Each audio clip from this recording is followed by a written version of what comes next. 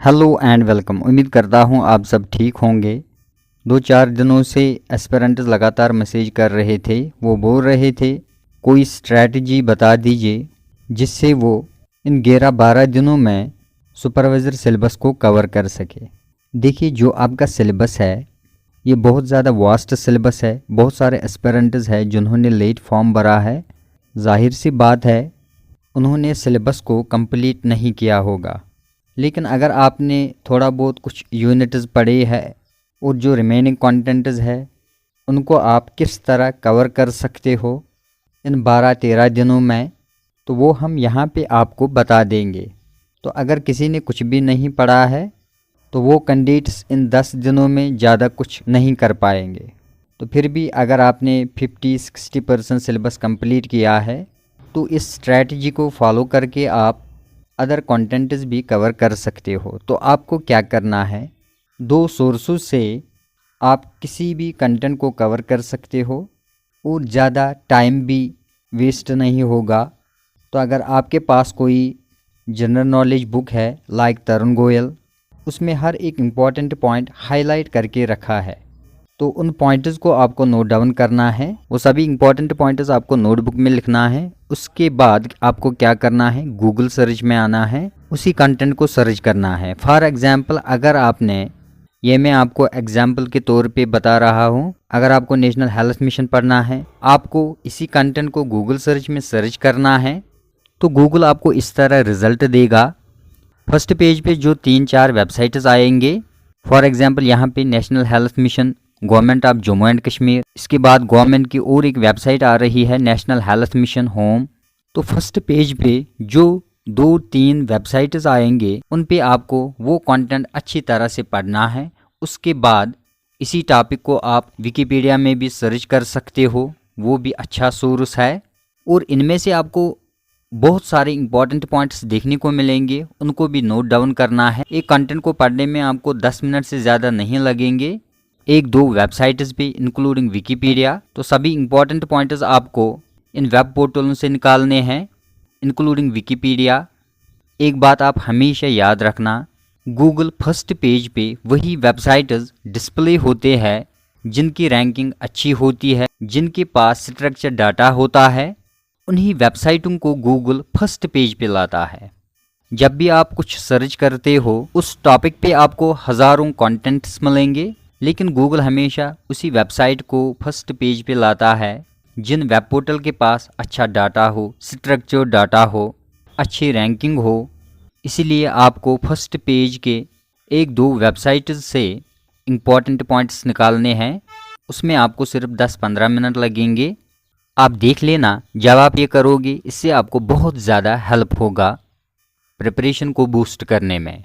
इसके अलावा for example अगर आपको स्पेशलाइजेशन में कोई टॉपिक सर्च करना है, किस तरह आप सर्च करोगे गूगल में। आपके पास सोशलाइजेशन एक टॉपिक है, इस टॉपिक को आप गूगल सर्च में लिख लीजिए और इस कीवर्ड के साथ आपको यूपीएससी लिखना है। और जो भी top ranking educational web portals है वो आपके सामने डिस्प्ले होंगे। तो फर्स्ट पेज पे पहले जो 3-4 वेबसाइट्स आएंगे उन पे आपको उस कंटेंट को चेक करना है। इन वेबसाइट्स पे आपको सबसे बेहतरीन कंटेंट्स प्रोवाइड किए जाते हैं, तो किसी भी टॉपिक को आप अच्छी तरह से प्रिपेयर कर सकते हो और ज़्यादा टाइम भी नहीं लगेगा। 2-3-4 वेबसाइट्स को चेक करने में सिर्फ 10-15 मिनट लगेंगे। तो 20-25 मिनट भी अगर आपको लगेंगे तब भी जो आपका कंटेंट होगा वो सबसे बेहतरीन कंटेंट होगा, लेकिन थोड़ा बहुत आपको मेहनत करनी है। अगर आपके सिलेबस में किसी भी यूनिट में 6 कंटेंट्स होंगे, आधा घंटा एक कंटेंट में लगेगा सर्च करने में, तो एक यूनिट के लिए सिर्फ 3 आवर्स लगेंगे। अगर आप दिन में 6 घंटा पढ़ते हो तो 2 यूनिट्स आपके आसानी से कवर हो जाएंगे। तो इस तरह आप 12 दिन में बहुत कुछ कर सकते हो।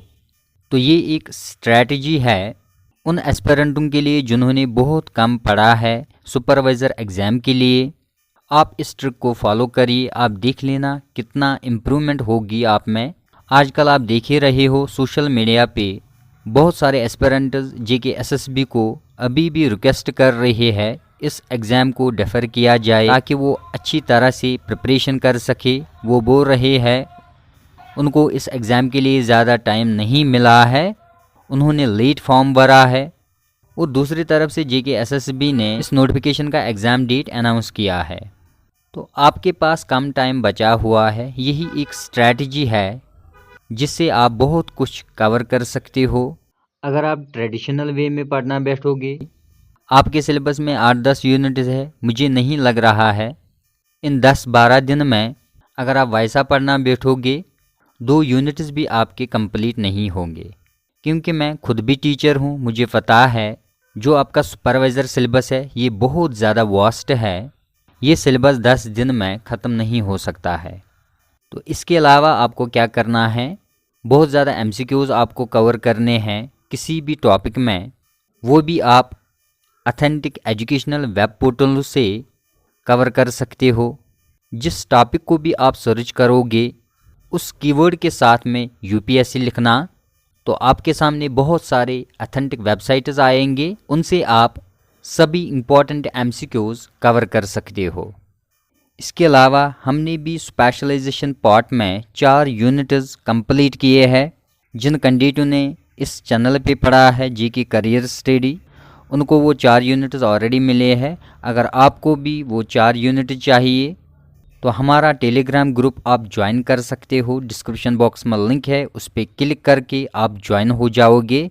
वहाँ से आपको डेली बेसिस पे हर एक इन्फॉर्मेशन प्रोवाइड की जाती है रिगार्डिंग सुपरवाइज़र एग्ज़ाम। इसके अलावा स्टडी मटेरियल भी आपको वहाँ से मिलेगा। अब आपके पास बहुत कम टाइम बचा हुआ है इस एग्ज़ाम के लिए, अच्छी तरह से अपनी पढ़ाई कर लीजिए। अब ये कंफर्म हो चुका है JKSSB की तरफ से ये एग्ज़ाम अपने टाइम पे लिया जाएगा। जो आपका एग्ज़ाम डेट नोटिफाई किया गया है 23 जून 2024, उसी डेट पे इस एग्ज़ाम को लिया जाएगा JKSSB की तरफ से। पूरी प्रिपरेशन चल रही है JKSSB की तरफ से इस एग्ज़ाम को लेके। अब मुझे नहीं लग रहा है ये एग्ज़ाम पोस्टपोन हो सकता है। फिर भी अगर JKSSB ने इस एग्ज़ाम को लेके कोई डिसीजन लिया फिर तो वो आपके लिए अच्छा होता, लेकिन ऐसा अब नहीं लग रहा है JKSSB इस एग्ज़ाम को डेफर करेगा। इसके अलावा डेली बेसिस पे हम मॉक टेस्ट्स अपलोड कर रहे हैं, फुल लेंथ मॉक टेस्ट्स भी आ रहे हैं, यूनिट वाइज मॉक टेस्ट्स भी आ रहे हैं। जो भी इम्पॉर्टेंट पॉइंट्स होते हैं उन सभी इम्पॉर्टेंट पॉइंट्स को हम मॉक टेस्ट्स के ज़रिए कवर करते हैं। हमारी तरफ से जितने भी मॉक टेस्ट्स आएंगे हर एक मॉक टेस्ट को देना, आप देख लेना आपको कितना फ़ायदा होगा फाइनल एग्ज़ाम में। तो अब आपको बिल्कुल परेशान नहीं होना है, पूरी कंसंट्रेशन के साथ पढ़ना है। अपनी तरफ से सिर्फ कोशिश मेहनत होती है, उसके बाद जो भी आपके लक में लिखा होगा तो वो आपको मिलेगा।